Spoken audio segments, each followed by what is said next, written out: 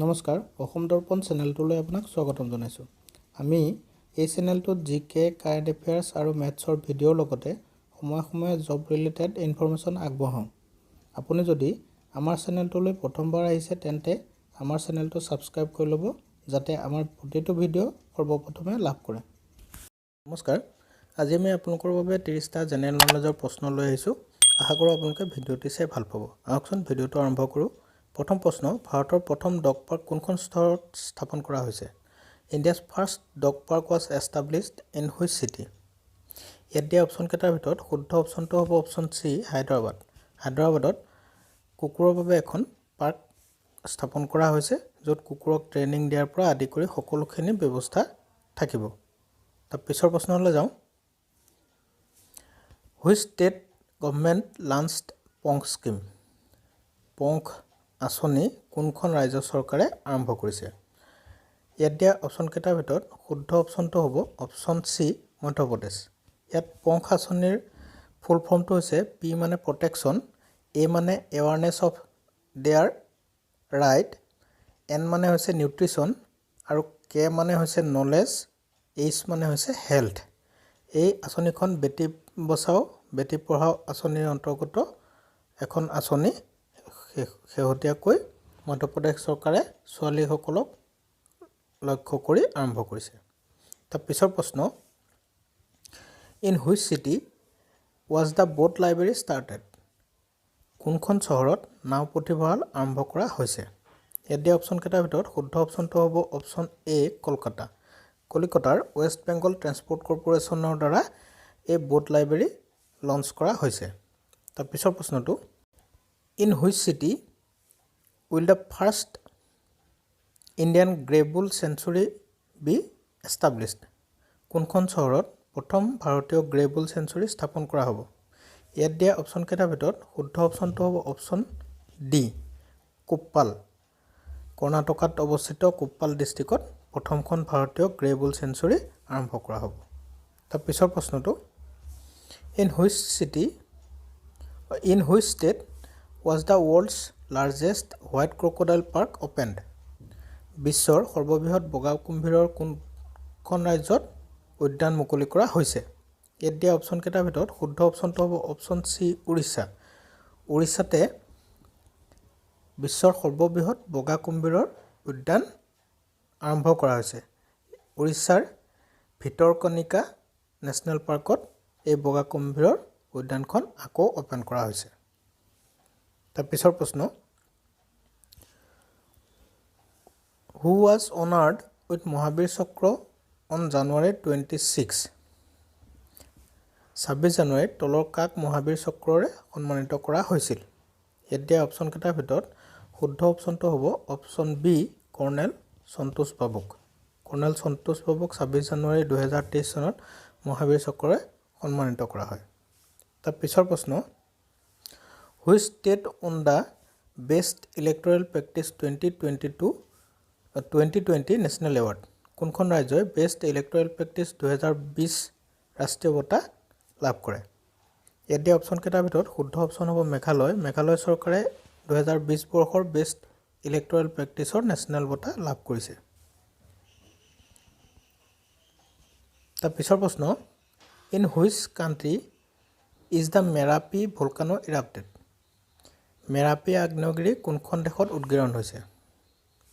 ইয়াত দিয়া অপশ্যনকেইটাৰ ভিতৰত শুদ্ধ অপশ্যনটো হ'ব অপশ্যন বি, ইণ্ডোনেছিয়া। ইণ্ডোনেছিয়াত মেৰাপি নামৰ ভলকানোটো অৱস্থিত।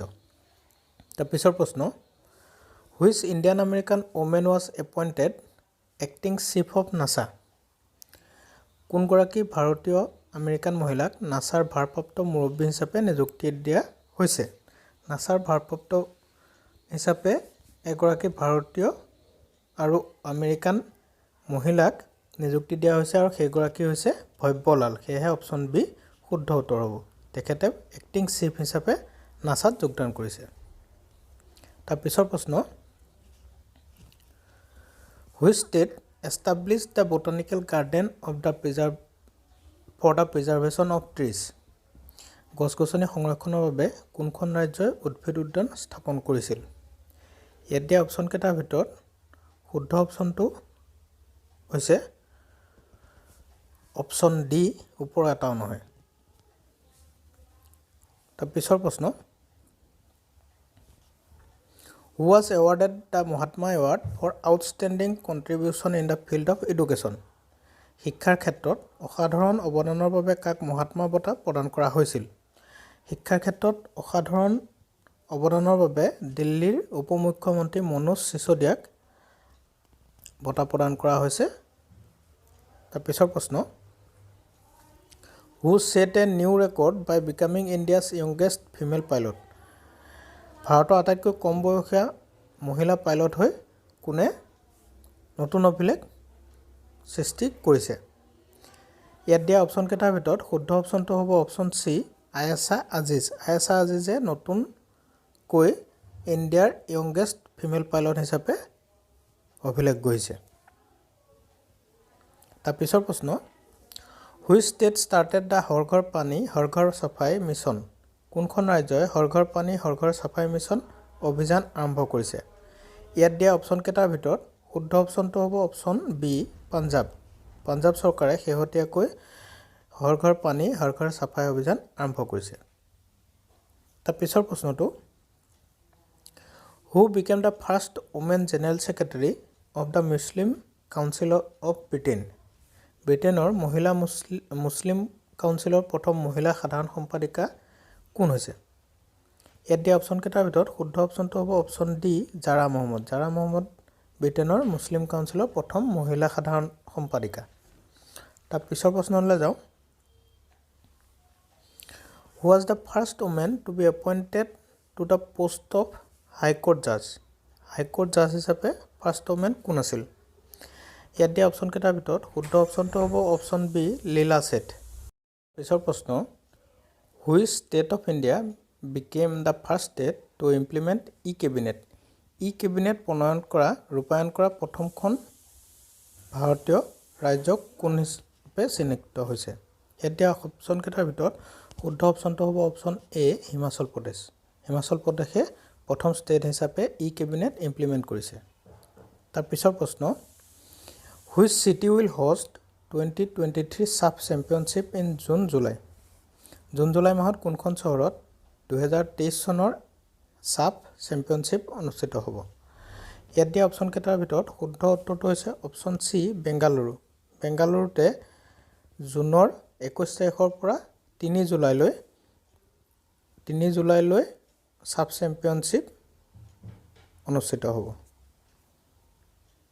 তাৰ পিছৰ প্ৰশ্ন which state becomes the first to pass right to health বিল।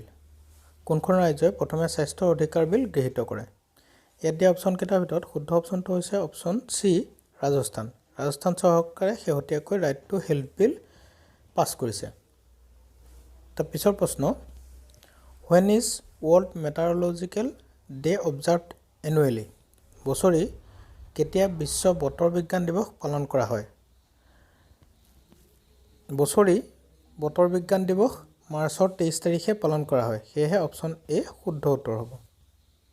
তাৰ পিছৰ প্ৰশ্ন who has been enrolled in the bar council of the state as the first transgender lawyer in Kerala. কেৰালাৰ প্ৰথমজন তৃতীয় লিংগ অধিবক্তা হিচাপে ৰাজ্যখনৰ বাৰ কাউন্সিলত কোনে নামভৰ্তি কৰিছে? ইয়াত দিয়া অপশ্যনকেইটাৰ ভিতৰত শুদ্ধ অপশ্যনটো হ'ব অপশ্যন এ পদ্মা লক্ষ্মী। পদ্মা লক্ষ্মীয়ে হৈছে কেৰালাৰ প্ৰথমজন তৃতীয় লিংগৰ অধিবক্তা। তাৰ পিছৰ প্ৰশ্ন where was the meeting of the G20 sustainable finance working group held. G20 বহনক্ষম বিত্ত কৰ্মগোটৰ বৈঠক ক'ত অনুষ্ঠিত হ'ব? ইয়াত দিয়া অপশ্যনকেইটাৰ ভিতৰত শুদ্ধ অপশ্যন হ'ব ৰাজস্থানৰ উদয়পুৰতে এই বৈঠকখন অনুষ্ঠিত হৈছে। তাৰ পিছৰ প্ৰশ্ন which year has been proposed to be marked as the year of tourism. কোনটো বছৰক পৰ্যটনৰ বছৰ হিচাপে চিহ্নিত কৰিবলৈ প্ৰস্তাৱ দিয়া হৈছে? ইয়াত দিয়া অপশ্যনকেইটাৰ ভিতৰত অপশ্যন ডি 2023 শুদ্ধ উত্তৰ হ'ব আৰু এই প্ৰপ'জেল ইণ্ডিয়াই প্ৰদান কৰিছে। তাৰ পিছৰ প্ৰশ্ন world water day is celebrated on. বিশ্ব জল দিৱস পালন কৰা হয় মাৰ্চৰ 22 তাৰিখে সেয়েহে অপশ্যন বি শুদ্ধ উত্তৰ হ'ব তাৰ পিছৰ প্ৰশ্ন world forest day is celebrated on বিশ্ব বন দিৱস মাৰ্চ মাহৰ 21 তাৰিখে পালন কৰা হয় সেয়েহে অপশ্যন এ শুদ্ধ উত্তৰ হ'ব তাৰ পিছৰ প্ৰশ্ন